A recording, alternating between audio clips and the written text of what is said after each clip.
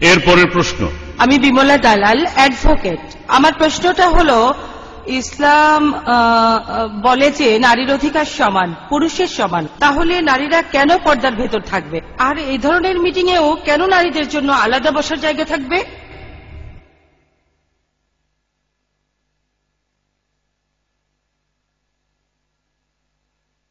বোন, আপনি খুব সুন্দর প্রশ্ন করেছেন।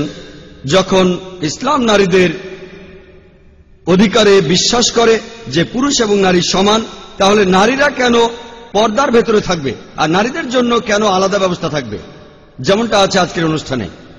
আমি আগে বলেছি যে ইসলাম পুরুষ ও নারীর অবাধ মেলামেশাকে অনুমতি দেয় না। ইসলাম কেন নারীদের পর্দা মানতে বলে সেটা এখানে সংক্ষেপে বলছি। আর আমি আপনাকে ধন্যবাদ জানাচ্ছি, কারণ আগে আমি নারীদের হিজাব নিয়ে কোনো কথা বলতে পারিনি। পবিত্র কোরআনে দেখবেন যে নারীদের হিজাবের কথা বলার আগে কোরআন বলছে পুরুষের হিজাবের কথা। পবিত্র কোরআনে সূরা নূরের 30 নম্বর আয়াতে উল্লেখ করা হয়েছে, বলা হয়েছে, মুমিনগণকে বলো তারা যেন দৃষ্টি সংযত করে এবং লজ্জাস্থানের হেফাজত করে। পরের আয়াত সূরা নূরের 31 নম্বর আয়াতে উল্লেখ করা হয়েছে, আর মুমিন নারীদিগকে বলো তারা যেন দৃষ্টি সংযত ও লজ্জাস্থানের হেফাজত করে। আর যেটা প্রকাশ থাকে সেটা ছাড়া যেন সৌন্দর্য প্রদর্শন না করে। তারা যেন তাদের মাথার কাপড় দিয়ে বক্ষদেশ আবৃত করে, শুধুমাত্র তাদের স্বামী, পিতা, পুত্র ছাড়া। এভাবে কিছু পুরুষের তালিকা দেওয়া হয়েছে যাদের সামনে পর্দার প্রয়োজন নেই, আর এছাড়াও মহিলাদের সামনে পর্দার প্রয়োজন নেই। এগুলো বাদে অন্যান্য জায়গায় হিজাব মানতে হবে। আর হিজাবের বিভিন্ন নিয়ম কানুন আপনারা পাবেন পবিত্র কোরআন আর সহিহ হাদিসে। 6টা নিয়ম আছে। প্রথম নিয়মটা সীমা। এটাই হলো পুরুষ ও নারীর হিজাবের একমাত্র পার্থক্য। পুরুষদের জন্য তাদের ঢাকতে হবে নাভি থেকে হাঁটু পর্যন্ত, নারীদের জন্য পুরো শরীরটাই ঢাকতে হবে। যে অংশটুকু এখানে খোলা থাকতে পারে, অনাবৃত থাকতে পারে, তাদের মুখ আর কবজি পর্যন্ত। যদি সে এটাও ঢাকতে চায় ঢেকে রাখতে পারে, তবে এটা আবশ্যিক না যে ঢাকতেই হবে। তাহলে পুরো শরীর ঢাকতে হবে।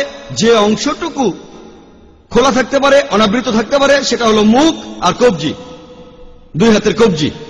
এটাই হলো পুরুষ ও নারীদের মধ্যে হিজাবের একমাত্র পার্থক্য। হিজাবের দ্বিতীয় নিয়মটা হলো আপনি যে পোশাকটা পরবেন সেটা আঁটো-সাঁটো হবে না, যাতে শরীরের কাঠামো বোঝা যায়। যে পোশাকটা পরবেন, তৃতীয় নিয়মটা, সেই পোশাকটা এমন স্বচ্ছ হবে না যাতে ভেতরটা দেখা যায়। চতুর্থ নিয়ম, পুরুষ বা নারীদের কেউই জাঁকজমকপূর্ণ পোশাক পরবে না যেটা বিপরীত লিঙ্গকে আকৃষ্ট করে।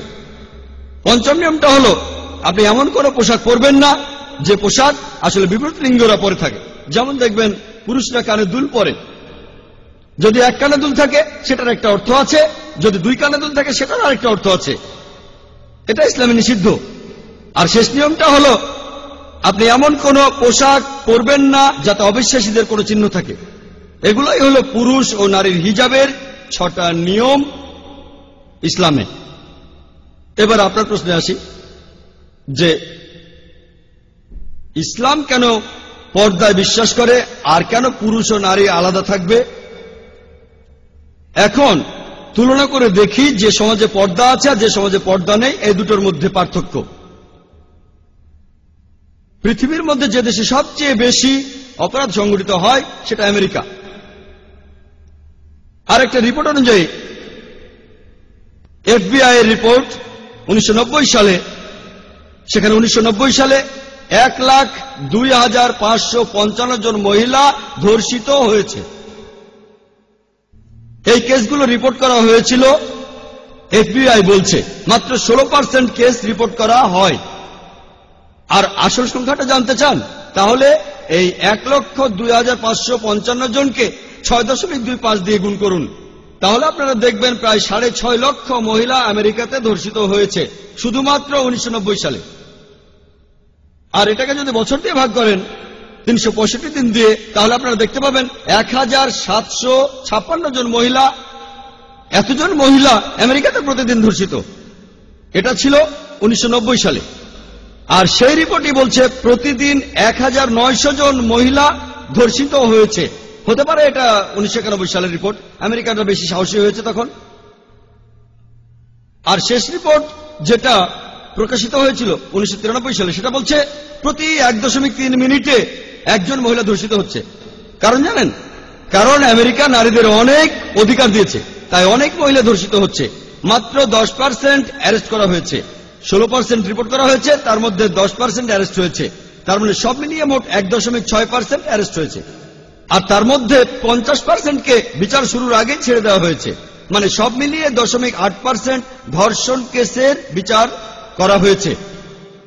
অর্থাৎ যদি কোনো পুরুষ 125 জন মহিলাকে ধর্ষণ করে, তার এই মামলায় বিচার হওয়ার সম্ভাবনা 1%। ব্যাপারটা ভয়াবহ। 125 জন মহিলাকে ধর্ষণ করলে ধরা পড়বে মাত্র একজন। এর মধ্যে 50% ক্ষেত্রে আপনার শাস্তি হবে 1 বছরের কম কারাদণ্ড।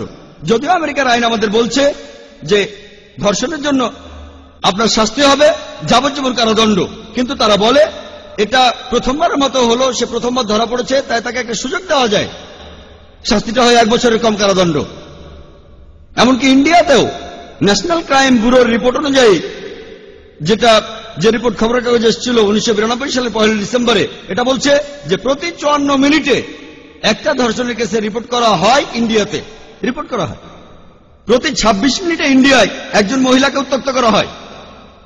প্রতি 1 ঘন্টা 43 মিনিটে যৌতুকের কারণে একজন মারা যায়। যদি আমাদের দেশে ঘটিত ধর্ষণের সংখ্যা জানতে পারি, তাহলে দেখব প্রতি মিনিটে একজন করে মহিলা ধর্ষিত হচ্ছে। আমি একটা সহজ প্রশ্ন করি, যদি সব মহিলা হিজাব মেনে চলে, তাহলে আমেরিকাতে ধর্ষণের সংখ্যা এটা কি একই রকম থাকবে, কমে যাবে নাকি বেড়ে যাবে? যদি ইন্ডিয়াতে প্রত্যেক মহিলা হিজাব পালন করে, তাহলে ইন্ডিয়ায় ধর্ষণের সংখ্যা কমে যাবে, একই রকম থাকবে নাকি সেটা বেড়ে যাবে? আপনারা ইসলামকে দেখবেন সামগ্রিকভাবে।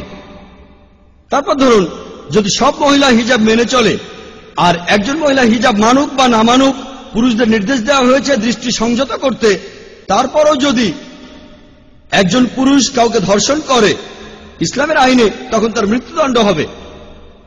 আপনারা এটাকে বলবেন বর্বর আইন। আমি এই প্রশ্নটা অনেককেই করেছি। ধরুন এই প্রশ্নটা আমি করেছি অনেক লোককে। ধরুন আপনার বোন ধর্ষিত হয়েছে, আপনি সেখানে জজ। ইসলাম কে বলে সেটা ভুলে যান, ইন্ডিয়ার আইন কে বলে সেটা ভুলে যান, আমেরিকান আইন কি বলে সেটা ভুলে যান। আপনি যদি সেখানে বিচারক হন, তাহলে আপনার বোনের ধর্ষণকারীকে কি শাস্তি দেবেন? আর তারা সবাই বলেছে মৃত্যুদণ্ড দেব।